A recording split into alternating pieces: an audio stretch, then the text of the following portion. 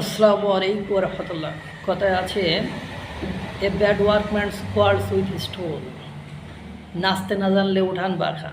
পাকিস্তানের নেই যোগ্যতা, তার অঙ্গরাজ্যকে ঠিক রাখার ক্ষমতা নাই, ব্যালেন্স করে রাখতে পারে না, শুধু লোকের উপর দোষ দেয়। দেখবেন যার যোগ্যতা নেই সে শুধু অন্যের উপর দোষারোপ করে। যেমন মানুষের হাত হলো তিনটা, ডান হাত যেটা দেখা যায় দেখছেন দৈর্ঘ্যপ্রস্থ আছে, বাম হাত যার দৈর্ঘ্যপ্রস্থ আছে, তা ডান হাত বাম হাতের দৈর্ঘ্যপ্রস্থ আছে, কিন্তু অজুহাতের কোনো দৈর্ঘ্যপ্রস্থ নাই। আমার আপনার চিরশত্রু আমার শত্রুতা করবে। যেমন ভারতের অভ্যন্তরে বিভিন্ন সময় জঙ্গি সংগঠন, সন্ত্রাসী, মৌলবাদ ঢুকায় ভারতকে অস্থির করার চেষ্টা করো। ভারতের গোয়েন্দা সংস্থা, আইন শৃঙ্খলা বাহিনী, সেনাবাহিনী সেটা টেকনিক্যালি বা শক্ত হাতে সেটা হ্যান্ডেল করে। এখন কথা, পাকিস্তান পারবে না কোনো কিছু হ্যান্ডেল করতে বা নিয়ন্ত্রণ করতে। আজাদ কাশ্মীর তাদের হাতছাড়া হয়ে যাচ্ছে। ওদের মুখে একটাই কথা, সব যা কিছু করছে ভারত করছে, ভারত অর্থায়ন করছে, ভারত ইন্ধন দিচ্ছে, ভারত অস্ত্র দিচ্ছে। কিন্তু দুর্ভাগ্য হলো সত্যটা নিজেদের কোনো কিছু করতে পারছে না। আজাদ কাশ্মীরের প্রকৃত অবস্থা জেনে নেন, দেখেন কি অবস্থা।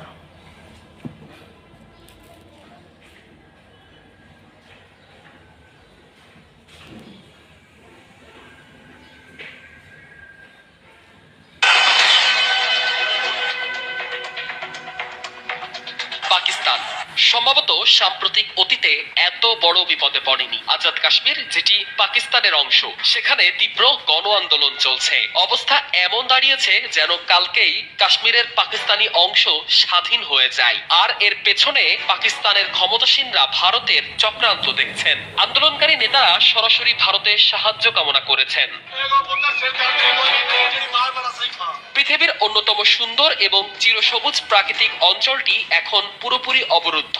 প্রায় ৮ লাখ মানুষ বাইরের পৃথিবী থেকে সম্পূর্ণ বিচ্ছিন্ন। নেই কোনো ইন্টারনেট, সচল নেই কোনো এটিএম বুথ কিংবা জরুরি ব্যাংকিং সেবা। চারিদিকে শুধু কারফিউর স্তব্ধতা, বারুদের গন্ধ আর একের পর এক লাশের দীর্ঘ মিছিল। পাকিস্তান সরকার দাবি করছে এই বিদ্রোহের পেছনে ভারতের গোয়েন্দা সংস্থা র এর গোপন ইন্ধন ও অর্থায়ন রয়েছে।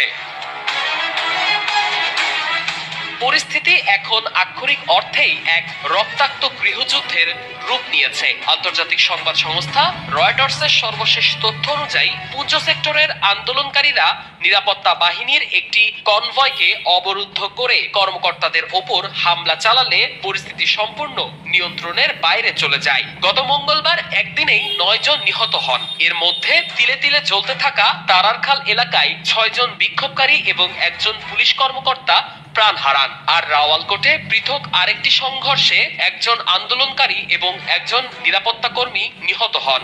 এর আগে ১০ জুন মুজফফরাবাদে বিক্ষোভ নজরদারি করার সময় পাকিস্তানি সেনাবাহিনীর একটি MI-17 হেলিকপ্টার বিধ্বস্ত হয়ে ২২ জন সেনা সদস্যই নিহত হয়েছিলেন। এবং ১১ ও ১২ জুলাই রাওয়ালকোট ও আরজা শহরে নিরাপত্তা বাহিনীর গুলিতে আরো ৪ জন তরুণ প্রাণ হারান। স্থানীয় হিসাব অনুযায়ী জুন মাস থেকে শুরু হওয়া এই সহিংসতায় এ পর্যন্ত প্রায় ৩৫ জন সাধারণ মানুষ ও নিরাপত্তা কর্মী নিহত হয়েছেন। সরকারি নথিতে ৫১৫ জন গ্রেপ্তার দেখানোর কথা বলা হলেও স্থানীয় অ্যাক্টিভিস্টদের দাবি এই সংখ্যা ২,০০০-এর কাছাকাছি।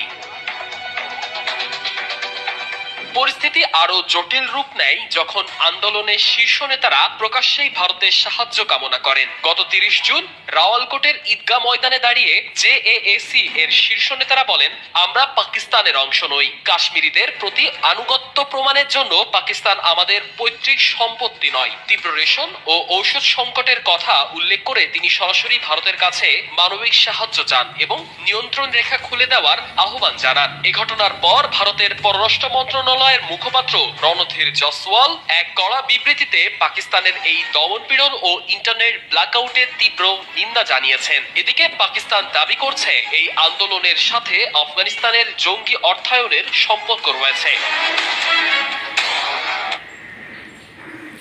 আজাদ কাশ্মীর আজাদি হয়ে যাবে এবার পাকিস্তান থেকে।